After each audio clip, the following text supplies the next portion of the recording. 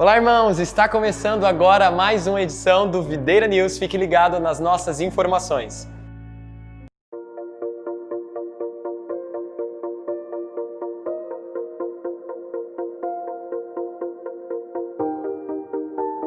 Hoje nós estamos aqui com a doutora Cristiane de Oliveira e ela é médica anestesista e desde o começo, quando a pandemia estourou aqui no Brasil, aqui em Mato Grosso, ela tem estudado bastante os aspectos dessa doença.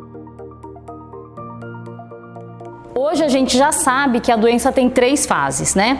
A fase 1 é a fase viral, aquela fase do síndrome gripal, a gargantinha arranhando, às vezes uma coriza, dor de cabeça, uma dor de barriga com diarreia, às vezes uma manchinha na pele, conjuntivite. Então são esses sintomas, né, sintomas mais leves que caracterizam a fase 1.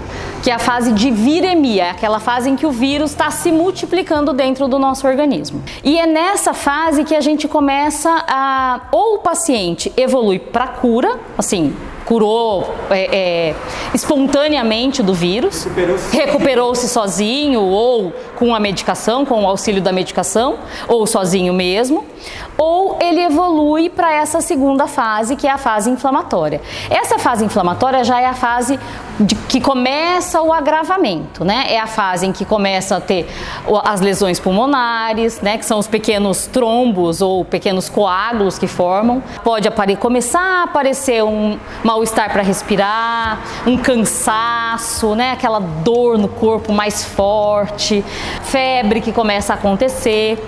E aí, se a gente não faz nada ainda nesse período, a doença continua evoluindo e ela passa para a terceira fase. Nessa terceira fase, o nosso organismo ele começa a formar como se fossem soldados que atacam o próprio organismo, porque agora não temos mais o vírus. Já estamos lá pelo 15º, 16º dia da doença. O vírus já não está mais no nosso organismo. O que existe é o que sobrou dele. Ele ativou tanto, né, o nosso sistema, que o nosso sistema começa a nos atacar, como se fossem aquelas doenças autoimunes, sabe? Como lúpus, artrite reumatoide, que o sistema imunológico fica meio doido e começa a atacar o nosso próprio corpo. Certo? E essa terceira fase é uma fase muito crítica, porque nessa fase os nossos órgãos já começam a falir, né? Então a gente já tem o pulmão muito comprometido, e aí a gente já tem a falta de ar, né? Quando a gente coloca aquele aparelhinho no dedo para medir como é que está o oxigênio, já está ali 80, sabe? Já começou, já está numa fase em que o pulmão provavelmente já está com 75% ou mais comprometido, o rim já começa a ficar comprometido, o coração comprometido, né? Você precisa de ir para uma UTI, precisa de medicamento para manter a pressão, às vezes medicamento para fazer a função do rim. Então, esse doente já é um doente muito grave e o risco dele não resistir é muito grande, né? Então, o que a gente precisa fazer é frear essa evolução, é não deixar que isso aconteça, né? Atuar o mais precocemente possível. O primeiro sinal de sintoma é importante que o paciente, né, procure uma unidade de saúde, um médico de sua preferência, né, para que ele tenha hoje em dia, já pelo Ministério da Saúde, pelo novo protocolo do Ministério da Saúde, como nós estamos em pandemia, o diagnóstico do Covid é clínico, tá? Então, você tem sintomas, você faz o diagnóstico clínico. Antigamente precisava fazer o SWAB e sair o resultado. O exame aquele do cotonete, do PCR, exatamente.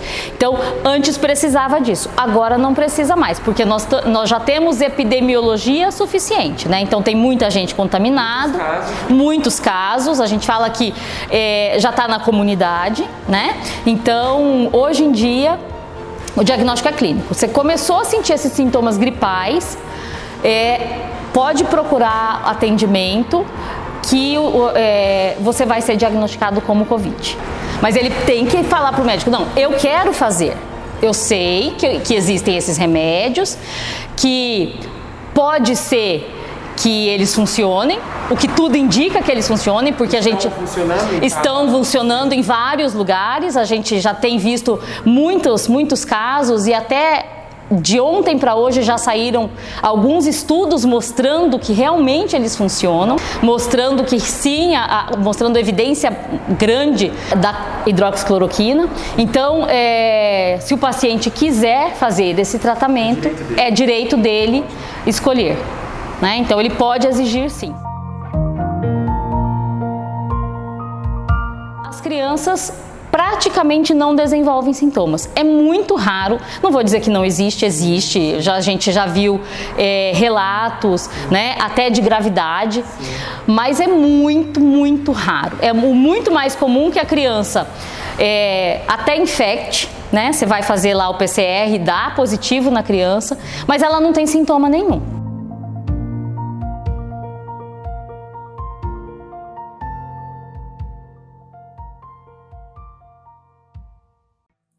Tudo que o homem plantar, ele colherá. É a lei da semeadura e colheita.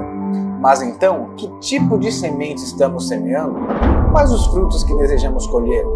Só existe uma semente que, lançada em terra boa, frutificará 100 por 1. Essa semente é a palavra de Deus.